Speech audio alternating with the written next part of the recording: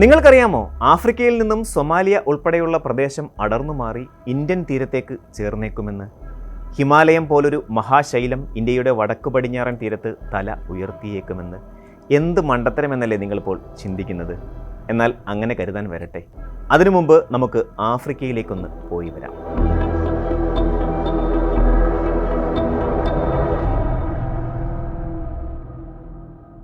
ഇത് കെനിയയിലെ തിരക്കേറിയ ഹൈവേകളിലൊന്നായ മായ് മാഹിയു നരോഗ് പാത.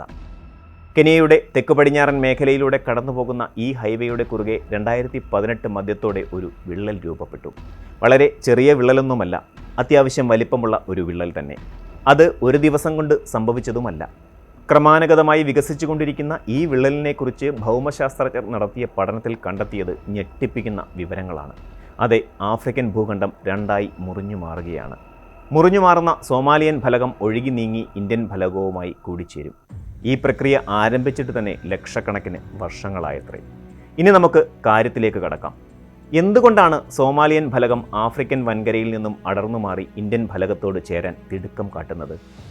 ആഫ്രിക്കയുടെ കൊമ്പ് എന്ന് വിശേഷിപ്പിക്കപ്പെടുന്ന സൊമാലിയ, എത്യോപ്യയുടെ ഭാഗം, കെനിയ, ടാൻസാനിയ എന്നീ രാജ്യങ്ങൾ ഉൾപ്പെടുന്ന പ്രദേശമാണ് പുതിയ ഭൂഖണ്ഡമായി മാറുന്നത്.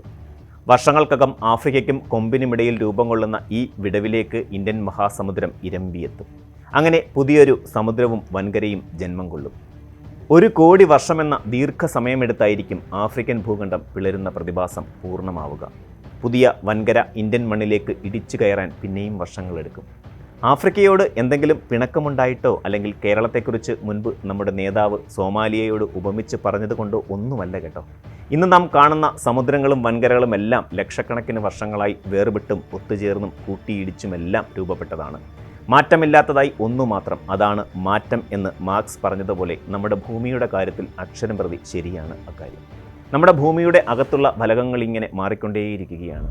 പുതിയ സമുദ്രങ്ങളും വൻകരകളും മഹാമേരുക്കളും ഒക്കെയായി ജന്മമെടുക്കാനുള്ള മാറ്റം.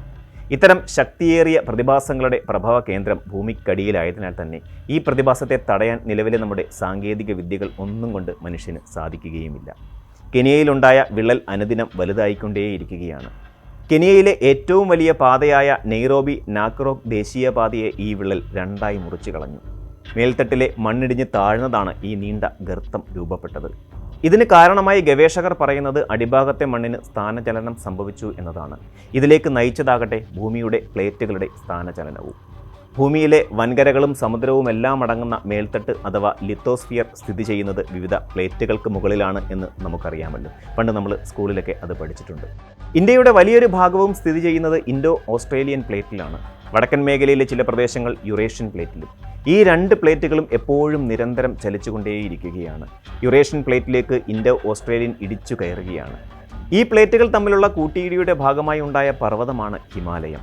ഈ പ്ലേറ്റുകൾ തമ്മിലുള്ള ഉരസൽ ഇപ്പോഴും തുടരുന്നതിനാലാണ് ഹിമാലയത്തിൻ്റെ ഉയരം ഇപ്പോഴും വർദ്ധിച്ചുകൊണ്ടേയിരിക്കുന്നത്. ഹിമാലയൻ മേഖല അതീവ ഭൂകമ്പ സാധ്യതാ പ്രദേശമായി തുടരുന്നതിന് പിന്നിലും ഈ പ്ലേറ്റുകൾ തമ്മിലുള്ള സംഘർഷം തന്നെയാണ് കാരണം. ഏതാണ്ട് ഇന്ത്യയിൽ നടക്കുന്നതിന് സമാനമായ പ്രതിഭാസമാണ് ആഫ്രിക്കയിൽ സംഭവിക്കുന്നത്. പക്ഷേ ഒരു വലിയ വ്യത്യാസമുണ്ട്. ഇവിടെ ആഫ്രിക്കൻ പ്ലേറ്റ് മറ്റൊരു പ്ലേറ്റുമായി ഉരസുകയല്ല ചെയ്യുന്നത്, മറിച്ച് ആഫ്രിക്കൻ പ്ലേറ്റ് തന്നെ രണ്ടായി പിളരുകയാണ്. ആഫ്രിക്കൻ പ്ലേറ്റിനും ഇന്ത്യൻ പ്ലേറ്റിനും ഇടയിൽ സ്ഥിതി ചെയ്യുന്ന പ്രദേശമാണ് ഈസ്റ്റ് ആഫ്രിക്കൻ റിഫ്റ്റ് വാലി എന്ന് പറയുന്ന സ്ഥലം. പേര് സൂചിപ്പിക്കുന്നത് പോലെ തന്നെ ആഫ്രിക്കയുടെ പിളർപ്പിൻ്റെ ആരംഭവും ഇവിടെ നിന്നാണ്. 2 പ്ലേറ്റുകൾക്കിടയിൽ കിടക്കുന്ന ഭൂമിശാസ്ത്ര രൂപീകരണമായ കിഴക്കൻ ആഫ്രിക്കൻ റിഫ്റ്റ് വാലി സിംബാബ്വെ മുതൽ ഏദൻ ഉൾക്കടൽ വരെ 3000 കിലോമീറ്ററിലധികം നീണ്ടു കിടക്കുന്നു. ഇന്ത്യൻ പ്ലേറ്റും ആഫ്രിക്കൻ പ്ലേറ്റും തമ്മിലുള്ള ഉരസൽ സൃഷ്ടിച്ച ശക്തിയാണ് ഈസ്റ്റ് ആഫ്രിക്കൻ റിഫ്റ്റ് വാലി രൂപപ്പെട്ടത്. ക്രമേണ ഈ പിളർപ്പിൻ്റെ താഴ്വര പുതിയൊരു പ്ലേറ്റിൻ്റെ രൂപം കൊള്ളലിന് കാരണമാവുകയായിരുന്നു. ഈസ്റ്റ് ആഫ്രിക്കൻ റിഫ്റ്റ് വാലിയിലെ പിളർപ്പ് പൂർണ്ണമാകുന്നതോടെ ആഫ്രിക്കൻ പ്ലേറ്റ് രണ്ടായി പിളർന്നു മാറും. കിഴക്ക് സോമാലി പ്ലേറ്റും പടിഞ്ഞാറ് നൂബിയാൻ പ്ലേറ്റും. Nubian plate, Somalian plate, Arabian plate എന്നിവ കൂടിച്ചേരുന്ന പ്രദേശത്ത് വൈ ആകൃതിയിലുള്ള ഒരു കവല ചിത്രീകരിക്കപ്പെടുന്നു. ഈ പ്രദേശത്തെ അഫാർ ട്രിപ്പിൾ ജംഗ്ഷൻ എന്നാണ് വിളിക്കുന്നത്.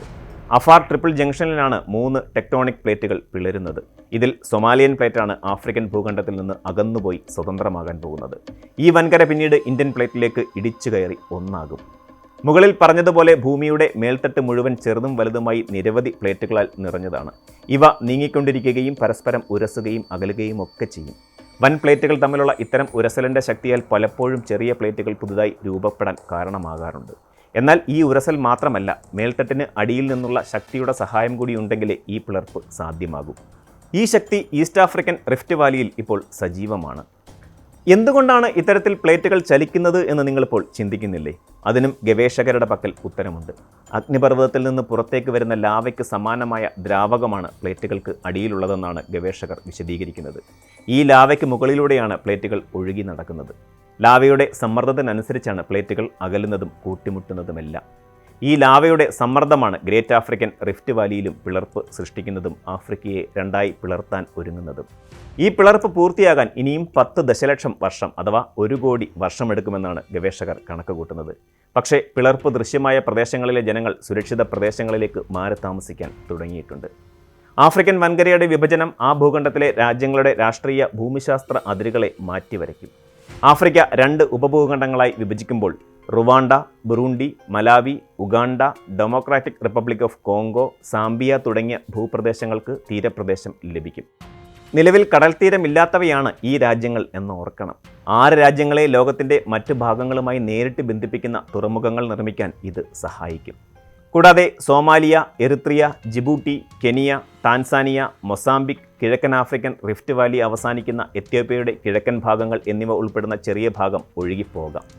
ശേഷിക്കുന്ന വലിയ നൂബിയൻ പ്ലേറ്റ് കടൽ ഗതാഗതത്തിന് പരമ്പരാഗതമായി അയൽക്കാരെ ആശ്രയിക്കുന്ന നിരവധി തെക്ക് കിഴക്കൻ ആഫ്രിക്കൻ രാജ്യങ്ങൾക്കായി ഒരു തീരപ്രദേശം സൃഷ്ടിക്കുമെന്നും കണക്കാക്കപ്പെടുന്നു.